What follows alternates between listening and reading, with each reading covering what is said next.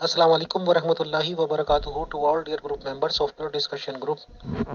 ہم ایک بار پھر سے محترم زاہد خان صاحب کا پرخلوص استقبال کرتے ہیں پیور ڈسکشن گروپ میں ایک نئے سیشن سوال و جواب کے ساتھ.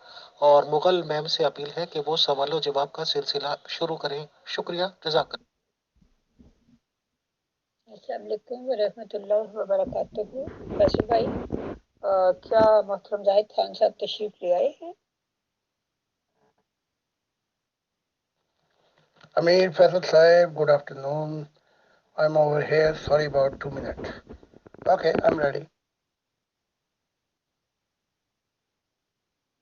جی محترم زاہد خان صاحب، آپ پہ اللہ تعالیٰ کی سلامتی ہو. پہلا سوال میں آپ سے کرتی ہوں کہ اسلام میں حجر اسود کی اتنی اہمیت کیوں ہے؟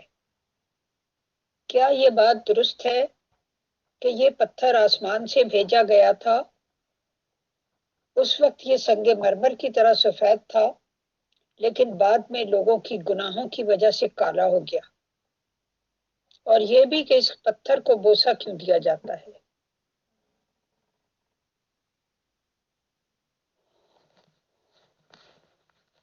آپ جسے حضرت عمر کہتے ہیں، عمر ایک دفعہ طواف کر رہے تھے. جب حجر اسود پہ پہنچے اس پتھر پر، تو یہ بڑے ہسٹوریکل کمنٹ ہے. عمر نے کہا، اے پتھر، تو پتھر ہی تو ہے، میری نگاہ میں اس کے سوا تو کچھ بھی نہیں. اگر میں نے محمد رسول کو تجھے چومتے نہ دیکھا ہوتا تو میں تجھے ہرگز ہرگز نہ چومتا. تو محمد صاحب بھی اس لیے چوما کرتے تھے کہ پچھلوں نے چوما. لیکن یہاں سوال یہ ہے کہ ہم ہندوؤں کے اوپر لٹھ لے کے کیوں چڑھ جاتے ہیں جب ہم بھی پتھروں کو چومتے ہیں؟ اچھا، اب دوسرا اس کا جواب دیتا ہوں. نہ یہ جنت سے اترا، نہ یہ کہیں آسمانوں سے اترا. حقیقت یہ ہے کہ یہ ٹریڈیشن ہے عربیوں کی، اور یہ بہت پرانی. محمد، عبد المطلب اور گلاب اور اس سے بھی پیچھے چلے جائیں، یہ ان لوگوں کی بت پرستی کی وجہ سے ہوا. کیونکہ یہ چومتے جاتے تھے تو پھر یہ ٹریڈیشن بن گئی. کیونکہ ایک دفعہ محمد صاحب نے کہا بھی تھا کہ یہ خانہ کعبہ جو ہے یہ غلط بنیادوں پر ہے. میرے ہاتھ میں ہوتا تو میں اس کو ڈھا کر نئی بنیادوں پہ بنواتا. لیکن عائشہ تیری قوم جو ہے کہیں شور نہ مچائے اور کہیں اور فتنہ نہ کھڑا ہو جائے، میں نے اس کو ایسے ہی چھوڑ دیا ہے. تو یہ پتھر ہے، اس کے علاوہ کچھ بھی نہیں ہے.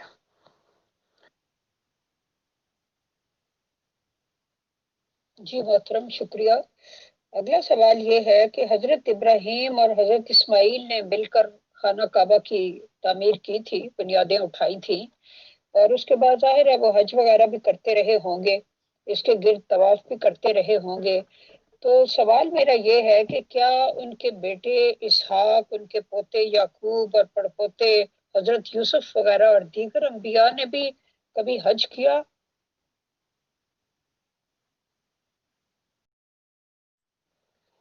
ہاں، یہ بڑا اچھا سوال ہے. اسحاق تو آئے تھے، اور یہ جگہ جو خانہ کعبہ ہے نا، اس کو یوں کہہ لیں، یہ ایک جیسا غریب لوگ چھت سے نہیں بناتے اپنے رہنے کے لیے، یہ اس طرح بنایا تھا کیونکہ ابراہیم نے یہاں پر اپنا واز یا گائیڈنس یا سکھاتے تھے خدا کے بارے میں، توحید باری تعالیٰ کے بارے میں. تو اسحاق تو آئے ہیں. اس کے بعد نہ یعقوب آئے، نہ یوسف آئے، نہ بنجمین آئے، نہ عیسو آئے، اور اس کے جو 12 بیٹے ہیں وہ بھی نہیں آئے، اور ان میں سے کوئی بھی اس طرف نہیں آیا. نہ سارا آئی. بس یہ معاملہ اسحاق کے بعد پھر، اور اسحاق بھی ایک 2 مرتبہ گئے ہیں، 2 یا 3 مرتبہ. اس کے بعد اسحاق بھی نہیں گئے اس طرف. تو یہ ہے حقیقت. تو محترم، کیا اس زمانے میں اسی طرح ہر سال حج کے ریگولرلی ہونے کی جو عبادت ہے یا رسم ہے یا جو ہے، یہ اس زمانے میں جاری تھی یا یہ بعد میں اس طرح ریگولر ہوئی؟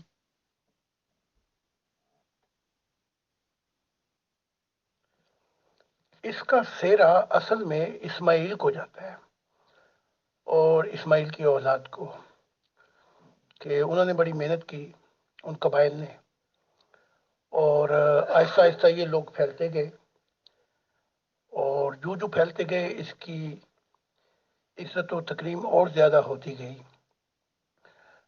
اس جگہ کی. تو جیسے ماننے والے پھیل جاتے ہیں نا، تو ہوتے ہوتے پھر یہی قبائل عرب میں بھی پھیلے اور ان کے ماننے والوں کی تعداد بہت پائی جاتی ہے. بلکہ اسماعیل کے جو تھے اپنا بچے، ان میں بہت سے ایسے سردار بھی گزرے ہیں جنہوں نے اس تعلیم کو پھیلایا. تو جو آج آپ دیکھ رہی ہیں، یہ پھر بعد میں پھر عرب لوگ آنے شروع ہو گئے اور اس جگہ کی عزت و تکریم چومنے چاٹنے کے لیے، اور اس کے بعد پھر یہ جگہ مرکز بن گئی. اگر بایوگرافی پڑھیں آپ، ہسٹری اس کی اسماعیل کی اور کلاب تک، تو آپ کو بہت سی معلومات ملیں گی. جی بہت شکریہ. اگلا سوال جو ہے وہ ایک ممبر نے بھیجا ہے اور اس کے ساتھ ایک تصویر بھی بھیجی ہے. پہلے میں وہ تصویر لگا دیتی ہوں اور اس کے بعد وہ سوال بھی کر دیتی ہوں. جی محترم، سوال یہ ہے کہ رسول اللہ صلی اللہ علیہ وآلہ وسلم کی قبر کے ساتھ ایک خالی جگہ ہے جس کے بارے میں کہا جاتا ہے کہ حضرت عیسیٰ علیہ السلام جب دوبارہ تشریف لائیں گے اور جب وہ فوت ہوں گے تو وہ یہاں دفن کیے جائیں گے، جبکہ حدیث کے الفاظ ہیں یدفنو معیا فی قبری، یعنی کہ وہ میرے ساتھ میری ہی قبر میں دفن ہوگا. مرزا غلام احمد قادیانی صاحب نے بھی پرامسڈ مسایہ ہونے کا دعویٰ کیا تھا، لیکن وہ قادیان میں دفن ہوئے. محترم عبدالغفار جمبا صاحب کا بھی مسیح ہونے کا دعویٰ ہے اور یہ بھی انہوں نے کہا ہے کہ وہ وہاں دفن ہوں گے، اور آپ کا بھی دعویٰ ہے مسیح الزماں ہونے کا. تو یہ حدیث کس طرح پوری ہوگی؟ جی فیصل بھائی، یہ تصویر ہے رسول پاک صلی اللہ علیہ وآلہ وسلم کے قبر کی تصویر ہے، اور ان کے ساتھ حضرت ابو بکر اور حضرت عمر کی قبر کی تصویر. یہ سارا تفصیلی مضمون ہے. قبر میں دفن ہونا کسی کی، کہ میرا انجام بھی وہی ہوگا جو محمد رسول کا انجام ہوا. تو غفار جمعہ تو بالکل ہی نہیں سمجھا اس بات کو. اس سے پہلے کہ قبر محمد کی کھود کے اس کو دفن کیا جائے، پورے پاکستان کو انگلیاں میٹ کر دیں گے اسلامی ملک. ان کے دماغ یا تو ہل گئے ہیں، ایسی بات کرتے ہیں. غلام احمد قادیان نے بھی تمثیلوں پہ تو ان کو بڑا وہ تھا، وہ بتاتے بھی تھے، لیکن کون ان کو دفن ہونے دیتا ہے؟ غلام احمد قادیان کو تو حج بھی نہیں کرنے دیا. اور یہ تمثیلی ظاہری مضمون کو ظاہر میں لینا چاہتے ہیں، اس کو علامتی یا تمثیلی نہیں سمجھتے. بڑے دھوکے لگتے ہیں. میں نے تو کبھی کہا ہی نہیں کہ میں محمد کی قبر میں کھود کے وہاں دفن ہوں گا. میں نے تو اسلام سے بھی بالکل سیپریٹ ہوں، کیونکہ تعلیمات اگر رل مل گئیں تو اس کا انجام بہت برا ہوگا. یہ خدا کی بادشاہت ہے. غلام احمد قادیان نے تعلیمات کو رل ملا دیا، اس کا انجام آپ خود دیکھ. جی محترم، بہت شکریہ. اگلا سوال بھی ایک ممبر نے بھیجا ہے کہ اسلام کو ایک مکمل ضابطۂ حیات کہا جاتا ہے کیونکہ اس میں زندگی میں پیدا ہونے والے ہر قسم کے مسائل اور معاملات کا حل موجود ہے. مثلا میاں بیوی کے اختلافات کا مسئلہ، وراثت کا مسئلہ، رشتہ داروں کے حقوق کا مسئلہ وغیرہ وغیرہ۔ حکمرانوں کے لیے بھی ہدایات ہیں، رعایا کے لیے بھی ہدایات ہیں۔ لیکن ممبر نے یہ پوچھا ہے کہ آپ یا تو گزشتہ نبیوں کی کمزوریوں کے واقعات سناتے ہیں یا عالم بالا میں اپنی سیروں کے مشاہدات بیان کرتے ہیں، اس میں بنی نوع انسان کے لیے گائیڈنس کہاں ہے؟ شکریہ۔ سمجھنے والا ان چیزوں پہ تنقید کر رہا ہے لیکن میری تعلیمات سے ناواقف ہے۔ میں نبیوں کے متعلق جو میں نے بتایا ہے وہ خدا کے حکم سے بتایا ہے کہ خدا کی دنیا کیوں نہیں آئی۔ مجھے نبیوں میں دلچسپی نہیں ہے، میں چاہتا تو اور بھی کچا چھٹا نکال کے باہر رکھ دیتا، لیکن میں نے اتنا بتایا ہے کہ وہ وعدہ جو خدا نے دیا ہے کہ میری بادشاہت زمین پر آئے گی، وہ کیوں نہیں آئی، اس سے میری تعلیمات ہے، لیکن یہ تو پڑھتے ہی نہیں نا۔ باقی جو جنتوں میں گیا ان کا حال بھی بیان کر رہا ہوں، کیونکہ خدا نے کہا ہے جو کچھ سنا، دیکھا، مشاہدہ کیا اور تجربات و سفر، وہ سب بیان کر۔ تو وہی چابی ہے، خدا نے کہا، جہاں سے انسانیت میرے نزدیک آئے گی۔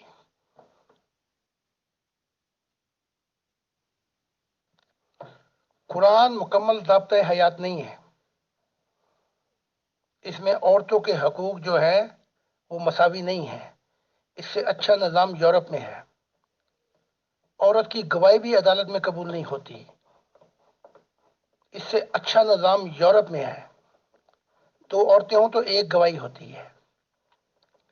اور بہت سی چیزیں ہیں جس میں عورت کو کوئی حقوق نہیں دیے گئے، بلکہ یہاں تک کہ عورت جنت میں بھی جب جائے گی، جب اپنے خاوند کی ہر کچھ سب کچھ کرنے کے لیے تیار ہو جائے گی، یعنی اس کی سیوا میں جنت کی چابی ہے۔ اسلام ضابطہ حیات نہیں ہے، بلکہ یہ مین ورلڈ ہے، میل ورلڈ ہے۔ اس میں ایک جہالت سے اٹھا کے دوسرے کے کھانے میں منتقل کر دیا ہے عورتوں کو۔ تو ضابطہ حیات کی تو دور کی بات، بلکہ اب تو عربی خود ملک جو ہیں وہ یورپ کے کلچر کو کیوں لے رہے ہیں ان کے نظام کو؟ اگر اتنا ہی لمبا ضابطہ حیات ہے، دبئی بھی یورپ ہو گیا، بحرین، قطر، یہ سب، اور بڑی جلدی یہ سعودی عربیہ میں بھی آپ ڈسکو اور کلبس اور پتہ نہیں کیا کیا کچھ دیکھیں گی، اور یورپین یہاں بھی کلچر آ جائے۔ جی محترم، اگلا سوال یہ ہے کہ جب فرعون کے دربار میں حضرت موسیٰ علیہ السلام نے لاٹھی کو اژدہا بنا کر دکھایا اور جادوگروں نے بھی اپنی رسیوں اور سوٹیوں کو سانپ بنا کر دکھایا، تو کیا وجہ تھی کہ جادوگروں کا وہی عمل تو شوبدہ قرار پایا اور حضرت موسیٰ علیہ السلام کا وہ عمل معجزہ قرار پایا؟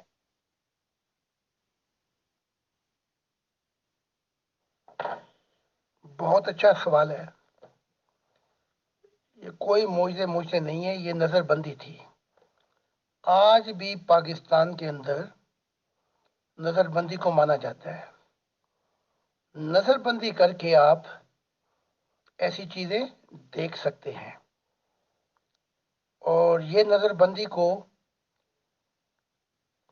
اگر برائی کی طرف لیں تو یہ کالا جادو ہوگا، اچھائی کی طرف لیں تو صوفیہ، پھر یہ کشف کے اس میں آ جاتا ہے نظارہ۔ تو یہ جو بہت سا مضمون ہے، 99%، یہ مضمون ہے روحانی، جن کو ظاہر میں لے کر بہت بڑی ٹھوکر ملی ہے انسان کو، اور آج تک اندھے ہیں یہ سارے مذہب والے، کجا عیسائیت، کجا یہودی، کجا مسلمان، اور اس لیے بھی کہ ان کی اپنی روحانی حصے نہیں کھلی، اندھے ہیں۔ سفر کرتے تو ان پہ چیزیں کھلتی تو بات صاف ہو جاتی۔ محترم، عام لوگوں کا یہ کہنا ہے کہ یہ بہت بڑا مسئلہ ہے کہ جس بھی معجزے کا ذکر کیا جائے پھر وہ تمثیلی یا روحانی بیان کر دیا جاتا ہے، تو پھر وہ معجزے اتنے مشہور کیسے ہوئے؟ کیونکہ اگر جادوگروں نے نظر بندی کی تھی تو کیا حضرت موسیٰ علیہ السلام نے بھی نظر بندی کی؟ اور ایک اور محترم، عام لوگوں کا یہ کہنا ہے کہ یہ بہت بڑا مسئلہ ہے کہ جس بھی معجزے کا ذکر کیا جائے پھر وہ تمثیلی یا روحانی بیان کر دیا جاتا ہے۔ ایک اور بات کہ شروع میں جب حضرت موسیٰ علیہ السلام نے جھاڑیوں میں ایک آگ دیکھی تھی اور وہ اس کے قریب گئے کہ وہاں سے کوئی انگارہ لائیں، تو وہاں آواز دی گئی کہ اے موسیٰ، میں رب العالمین ہوں، اپنی جوتیاں اتار دے، اور یہ تیرے ہاتھ میں کیا ہے؟ تو انہوں نے کہا یہ میرا عصا ہے، اس سے میں بکریوں کے لیے پتے جھاڑ لیتا ہوں وغیرہ وغیرہ۔ تو اللہ تعالیٰ نے کہا کہ اس کو پھینک دے، تو جب انہوں نے پھینکا تو وہ ایک تیزی سے ہلتا ہوا سانپ بن گیا، تو حضرت موسیٰ ڈر کر دوڑے۔ تو اللہ تعالیٰ نے کہا کہ اے موسیٰ، نبی میرے حضور ڈرا نہیں کرتے، اس کو واپس اٹھا لے۔ تو دوبارہ اٹھایا تو دوبارہ عصا بن گیا۔ تو یہ سب کچھ پھر کرنے کی کیا ضرورت تھی؟ میرا مطلب اللہ تعالیٰ کو یہ سارا حضرت موسیٰ کے ساتھ، تو یہ جو بھی تھا پھر یہ اگر تمثیلی تھا یا نظر بندی تھی تو یہ کیا تھا سب؟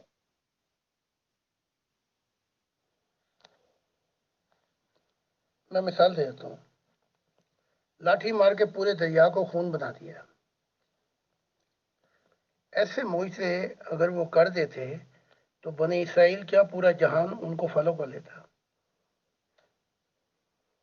یہ لاٹھی کا مضمون بھی اب یہ ایک ایک منٹ کی ویڈیو کرنی پڑتی ہے، لاٹھی کا مضمون بھی تشریح چاہتا ہے، لاٹھی ماری پتھر پہ اس کا مضمون بھی تشریح چاہتا ہے۔ یہ سارے تفصیلی روحانی ہیں۔ اگر اس کے اندر کوئی دم درود جیسے صوفی کرتے تھے کوئی ہو جائے ٹھیک تو یہ پھر مہربانی ہے روحانیت کی، ورنہ یہ معجزوں پہ آپ نے سر لگا کے بیٹھے ہوئے ہیں۔ ان معجزوں سے کوشچن یہ ہے کہ انسانی ہسٹری میں فائدہ کیا ہوا؟ نقصان ہی ہوا۔ عیسیٰ کا مشن تباہ ہو کے رہ گیا۔ اس کے اگر ہم 50 معجزے یوں لے لیں، آج بھی عیسائیت ان معجزوں کو دوبارہ پرانی دنیا کو واپس لانا چاہتی ہے، جس سے اگلی منزل جو ہے روحانیت کی وہ بھی ضائع ہو جاتی ہے۔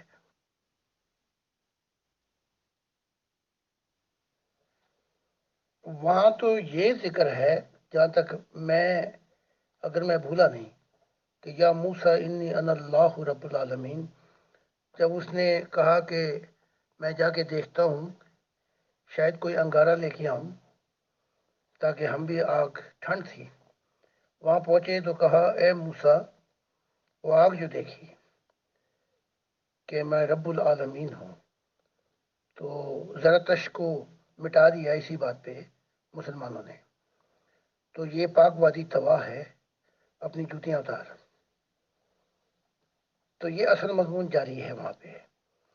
لیکن اگر آپ کہیں گی تو ان لاٹھیوں پہ بھی میں 1 گھنٹے کی تفصیلات اور سارا نقشہ کھینچ کے بتاؤں گا کہ یہ ہے کیا، اور عیسیٰ کے معجزوں پر بھی اور محمد رسول کے معجزوں پہ بھی۔ لیکن افسوس یہ ہے جو لوگ ماضی میں جا کر ایسی چیزوں کو تلاش کرتے ہیں وہ اپنی اگلی منزلیں بھی کھو بیٹھتے ہیں۔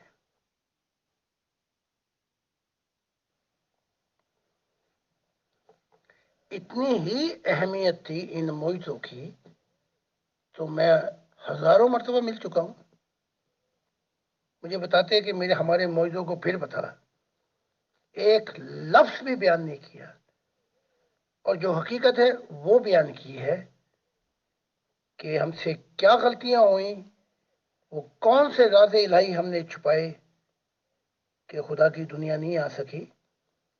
پھر امت کا بتایا کہ انہوں نے کیا کیا رکاوٹیں ڈالی، ایک مضمون کے اوپر ساری انہوں نے اپنا لائف ٹیسٹامنٹ دی ہے۔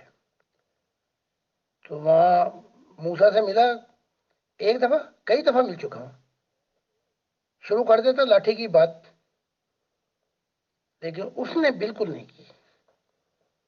لیکن اگر آپ ان معجزوں کو ظاہراً لیتے ہیں تو ٹھیک ہے، لیتے رہیں، میں ان مضمونوں کو، ظاہری مضمونوں کو حقیقت میں بیان کر رہا ہوں کہ وہ تعلیمات کیا تھی. اگر ظاہر میں لینا لیں، چاند ٹوٹ گیا لے لیں، اور جو کچھ پی کے اندھوں کو ٹھیک کیا لے لیں، لیکن مجھے اس سے یہ بھی بتا دیں کہ اس سے انسانیت کا کیا فائدہ ہے.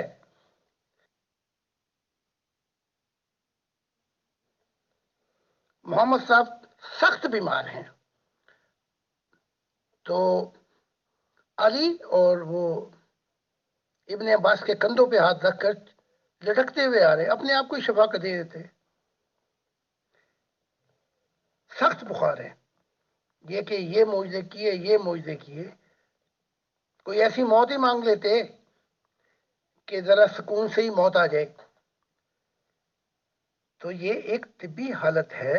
ظاہری چیزوں کو روحانیت میں ملانے سے اپنی روحانیت کا بیڑا گرک کر کے، اپنے سفر کو ختم کر کے، وہ تڑاکو والی بات کرنی کہ میرا باپ سلطان تھا، میرا باپ سلطان تھا. تو وہ سارے ڈڈو مل کے کہتے ہیں تڑاک کہ تجھے کیا، تجھے کیا، تجھے کیا. ہم 21 سینچری میں آ گئے ہیں. اس سینچری میں ہمیں مستقبل کی طرف آنا چاہیے.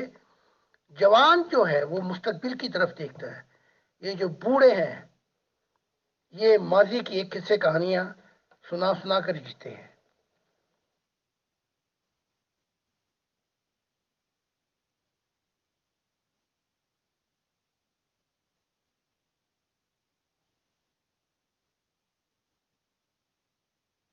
جی محترم، ایک ممبر صاحب نے سوال بھیجا ہے کہ آپ فرماتے ہیں کہ ان معجزوں سے فائدہ کیا ہوا، نقصان ہوا، عیسیٰ کا مشن تباہ ہو کر رہ گیا.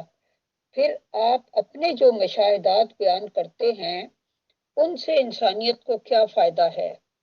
مزید وہ فرماتے جی محترم، ایک کہ آپ نے یوٹیوب پر اپنی ایک ویڈیو میں کہا کہ آپ کو عالم بالا میں مہمان خصوصی کے طور پر لیکچر دینے کے لیے مدعو کیا گیا اور بڑے بڑے فرشتے آپ کو لینے کے لیے آئے.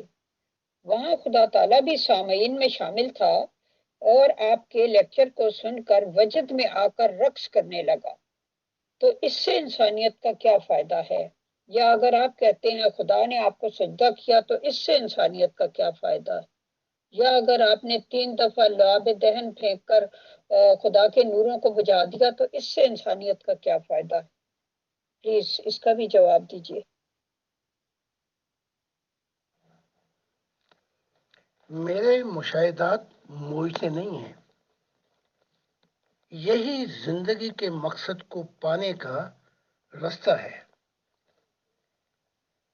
دیکھ لیں، الہامی کتابیں بھی کہتی ہیں کہ جتنی تعلیمات آئی ہیں وہ خدا کی معرفت الہی کو بتانے کے لیے آئی ہیں، اور کسی نبی کی یہ جرت اور مجال نہیں کہ خدا اسے بھیجے اپنے لیے اور وہ اپنے قصے کہانی بتانی شروع کر دے.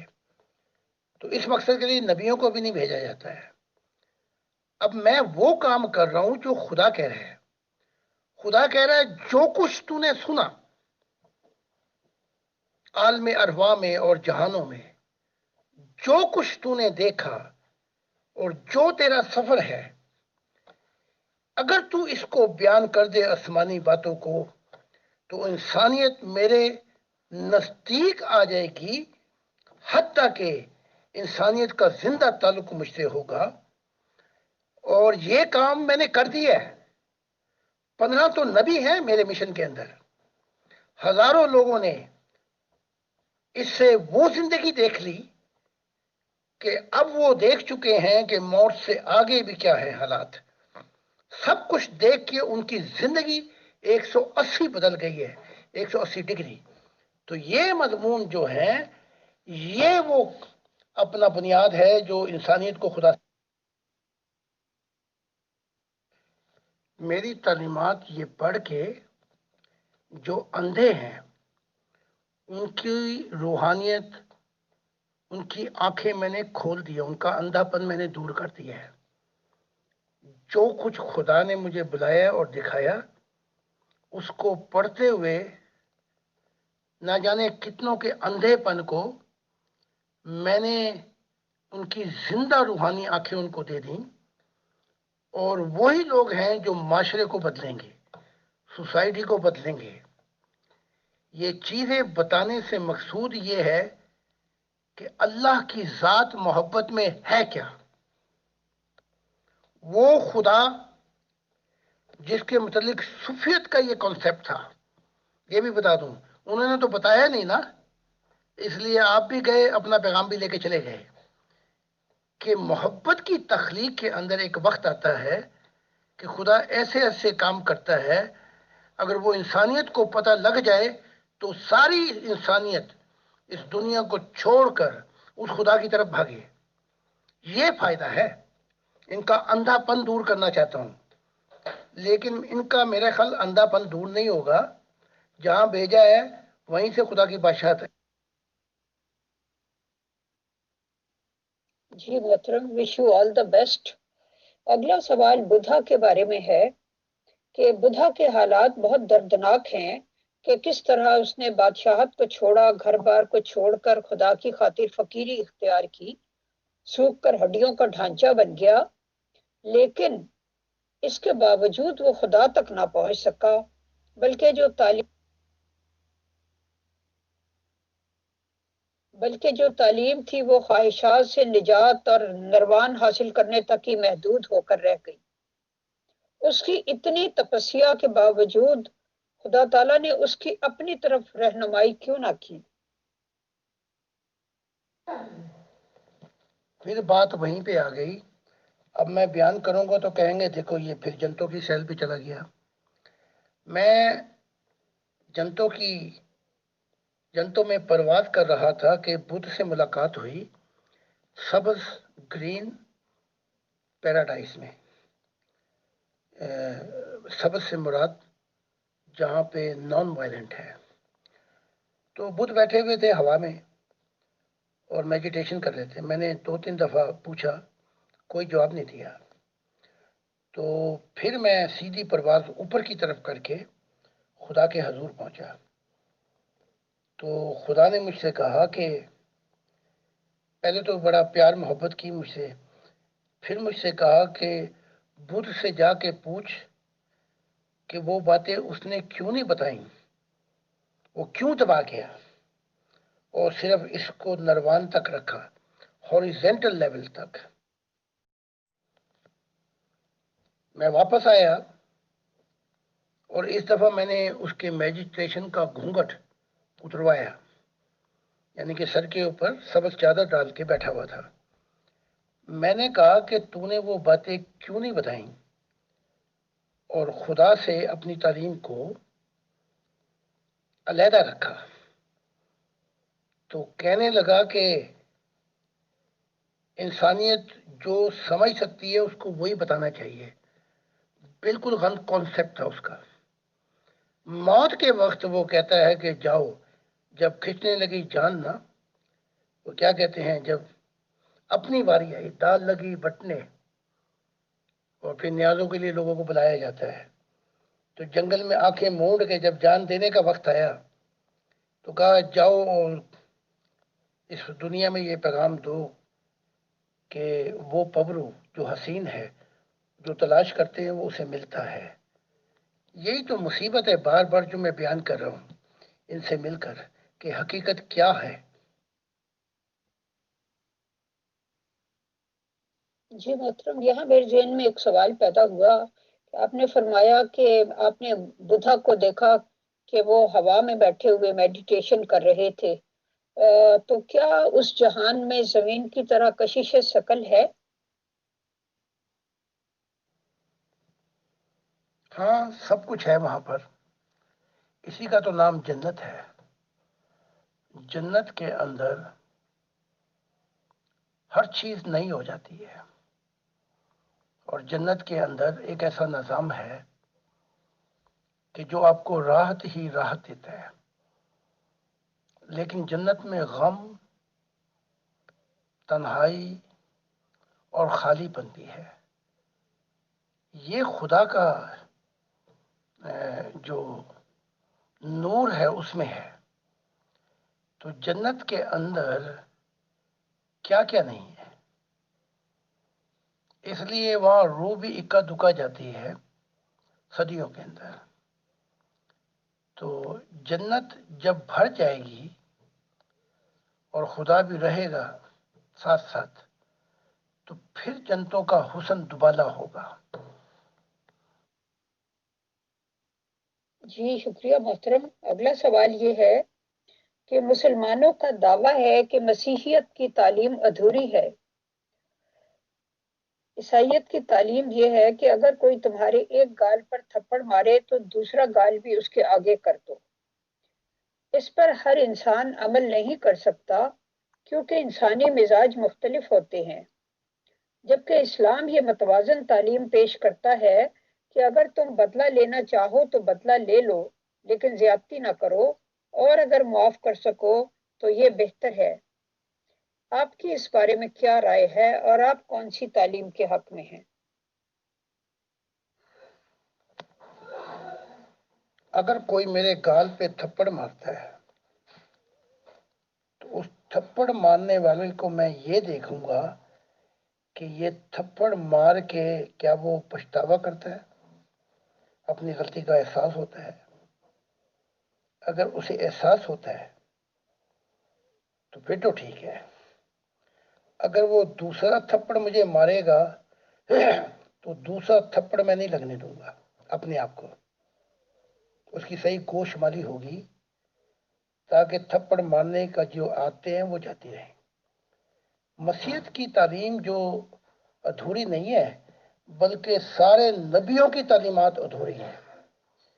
یہ تعلیمات مکمل جب ہوں گی، جب خدا آئے گا اس اور زندہ تعلق ہوگا انسان کا، وہاں جمہوریت کی تعلیم بھی پیچھے رہ جائے گی.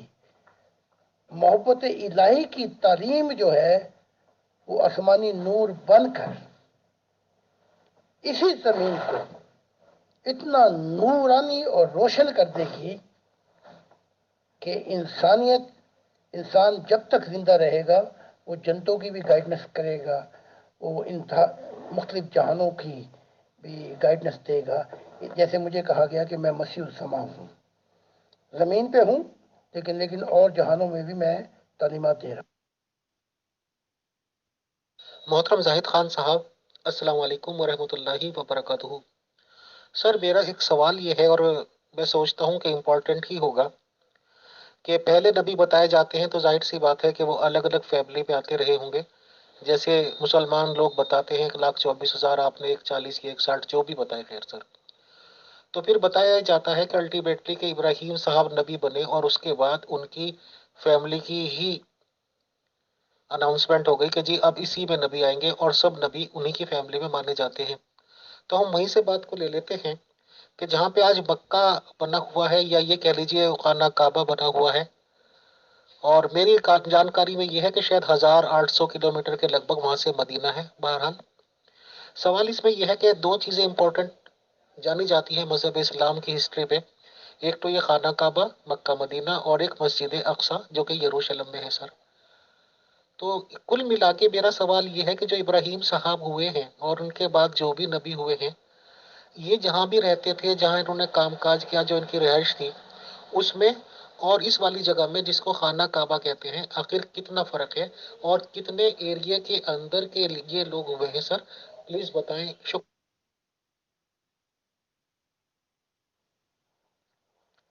ابراہیم نے سفر بہت کیا ہے. جیسے عیسیٰ ابن زکریا سفر کرتے رہتے تھے. تو جب ان کے آپس میں جھگڑے ہوئے ہاجرہ کے اور سارہ کے، تو یہ تو آ گئے تھے کینان کی طرف، اور غالباً یہ علاقہ بھی اسی طرف جاتا ہے، اور اپنے شہر کو چھوڑ کر. اور ہاجرہ کے جو ہے کیا کہتے ہیں آپ سسرال، وہ رہتے تھے اس عرب کی طرف جو آج یہ سعودی عربیہ ہے. تو آپ اندازہ لگا لیں عراق، اور یہی علاقہ جو ہے یہی آدم کا علاقہ ہے جو 6000 سال پہلے آیا تھا. تو اب سوال اٹھتا ہے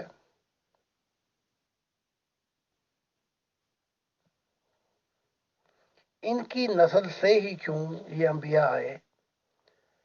تو رات کا مطالعہ بتاتا ہے کہ ابراہیم سے بھی آگے پہنچے ہوئے نبی آئے.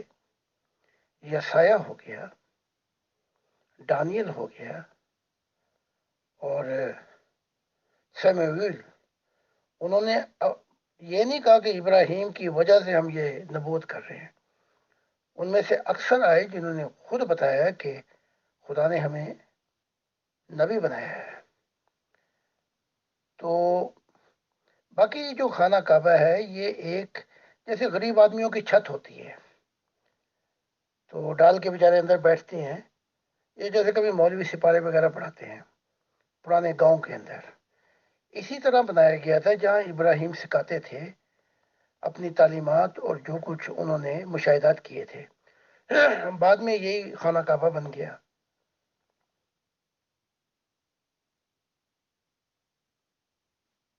جی محترم زاہد خان صاحب، اصل میں میرا سوال یہی تھا کہ اس کا مطلب لگ بھگ ایک ہی علاقہ رہا، اور یہ بھی آپ نے کنفرم کر دیا جو قرآن شریف میں آدم جی کا ذکر ہے، یعنی کہ 5 سے 6 ہزار سال پہلے.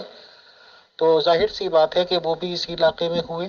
اور اگر میں یہ کہتا رہتا ہوں کہ ادھر انڈیا میں مہا بھارت کے بعد پنڈتوں کا دور شروع ہو گیا اور وہاں پہ نبیوں کا تو ایک ہی بات ہوئی. ایک آخری سوال میرا ہے سر، اس کے بعد انشاءاللہ. ہمارے گروپ میں ایک بہت امپورٹنٹ گروپ آف ممبرس ہے احمدیز لوگوں کا، جن کے خلیفہ آج کی تاریخ میں مرزا مسرور صاحب ہیں. اور احمدیز گائے بگائے یہ کہتے ہوئے سنے جاتے ہیں کہ خلیفہ بھی ایک طرح سے اللہ ہی چنتا ہے، اللہ کی طرف سے اپوائنٹمنٹ ہوتا ہے. اور بہت ہی تقوی والے اور مذہبی یا کیا کیا ورڈز کہنا چاہیے تعریف میں، وہی فیملی خدا تعالی پسند کرتا ہے کہ خلافت اس میں مقرر کرتا ہے سر. تو اگر میں یہ سوچنے لگوں کہ جتنے بھی آج تک احمدیز ہوئے ہیں یا مرزا غلام احمد قادیانی صاحب کے فالوورز جتنے بھی لوگ ہوئے ہیں، لاکھوں کروڑوں، یہ تو خدا جانے اور احمدیز جانے، تو کیا اس میں ہم یہ مان لیں کہ اگر ایک ہی فیملی میں خلافت چلی آ رہی ہے تو احمدیز لوگوں میں کوئی بھی ایسی فیملی اب تک پیدا نہیں ہو پائی کہ جو بہت ہی تقوی والی ہوتی، تہجد گزار، ایماندار اور پوری اللہ سے لگاؤ رکھنے والی ہوتی، کہ اس میں سے خلیفہ چن لیا جاتا؟ تو آپ کو کیا لگتا ہے کہ کیا کوئی فیملی احمدیز میں ایسی پیدا ہو پائے گی کہ جو بہت زیادہ تقوی والی ہو، یا یہ کہ کم سے کم برابر ہو جائے ان کی مرزا صاحب کی فیملی کے، کہ اس کو اس کا چانس مل سکے خلافت کا سر؟ یا ایک ہی فیملی پہ اللہ کا نظر کرم رہے گا؟ پلیز بتائیں. اگر اللہ ہی چنتا تو پھر محمد صاحب کو خبر ہوتی. محمد صاحب نے بھی نہیں خلیفہ بنایا. ہاں، ابو بکر کو کہا تھا کہ نماز تم پڑھاؤ، تو وہ کہیں گئے ہوئے تھے تو عمر نے نماز پڑھائی. تو محمد نبی نے کہا ابو بکر کہاں پہ ہیں؟ تو پھر لوگوں نے یہ سمجھا کہ اگر نماز میں امامت کرائی ہے تو انہیں خلیفہ بنا دیتے ہیں. اس میں بھی بڑا جھگڑا ہوا. سعد بن عبادہ جو تھے انصار میں، وہ بننا چاہتے تھے خلیفہ. پھر ان میں اتنا جھگڑا ہونے لگا کہ تلواریں اڑ جاتی. تب ابو بکر نے کہا کہ اچھا تم عمر کو بنا لو. تو عمر نے کہا جب تک آپ زندہ ہیں میں خلیفہ نہیں بن سکتا، اس سے بہتر ہے مجھے تلوار سے گردن تن سے جدا ہو میری. تو پھر مشورے کے ساتھ ابو بکر کو خلیفہ بنایا گیا. یہی کام عمر کے دور میں ہوا، یہی کام پھر بعد میں ہوا. تفصیل اس کی بڑی لمبی ہے. پھر خلیفہ بنانا ابو بکر نے عمر کو بنا دیا. اس کے بعد عمر نے 6 لوگ تک رکھے، ان میں سے فیصلہ کر کے مشورہ کر کے بنائے. بعد میں پھر یہ آرگنائزیشن بن گئی. یہی حال جو ہے یہ ان کا ہے، اپنا جماعت احمدیہ کا. بلکہ مسرور اور یہ جو خلیفہ ہے ان سے لاکھوں درجے اچھے احمدیت میں ایسے لوگ ہیں، لیکن ان کو آگے کون آنے دیتا ہے؟ کون بیٹھنے دیتا ہے جو تیرے آستان سے اٹھتا ہے؟ یہ اب آرگنائزیشن تشکیل پا گئی ہے. بالکل ہی وہی جو ہمارے پاکستان میں ہو رہا ہے. باپ آتا تو بیٹی آ جاتی، بیٹی آتی تو اس کے بعد بیٹا آ جاتا ہے، پھر چاچا یا ماما. اسے آپ آرگنائزیشن کہہ سکتے ہیں، لیکن یہ نہیں کہہ سکتے کہ خدا نے خلیفہ مقرر کیا ہے۔ محترم زاہد خان صاحب کا بہت بہت شکریہ، بہت جزاک اللہ کہ انہوں نے ٹائم دیا، اور اسپیشل تھینکس ٹو مغل میم کہ انہوں نے پروگرام آرگنائز کرتی ہیں وہ، اور سبھی ڈیئر ممبرس کا، ایڈمنس کا، پیور ڈسکشن گروپ کے ممبرس کا، سبھی سننے والوں کا بہت بہت شکریہ، بہت جزاک اللہ۔ انشاءاللہ بہت جلدی نیکسٹ میٹنگ ارینج کر کے، اعلان کر کے انشاءاللہ پھر ملاقات ہوگی زاہد خان صاحب سے۔ ابھی کے لیے بہت شکریہ، بہت جزاک اللہ۔ امیر فیصل صاحب آپ کا بھی اور مغل صاحبہ کا بھی بڑا شکریہ کہ وہ کریٹیکل کویشچن آپ رکھ رہے ہیں جو مذہب والے سننا پسند نہیں کرتے، اور اگر یہ کریٹیکل سوالات نہیں کیے جائیں گے تو معاشرے میں کبھی بھی تبدیلی نہیں آئے گی۔ ابھی تک تو مذہب کا یہی اصول تھا کہ ایسے سوال کرنے حرام ہیں، کافر ہو، مذہب سے باہر نکلے ہوئے ہو، لیکن یہ روت بدلنی چاہیے تاکہ انسانیت کو اس کی مزے ملے۔ Thank you so much.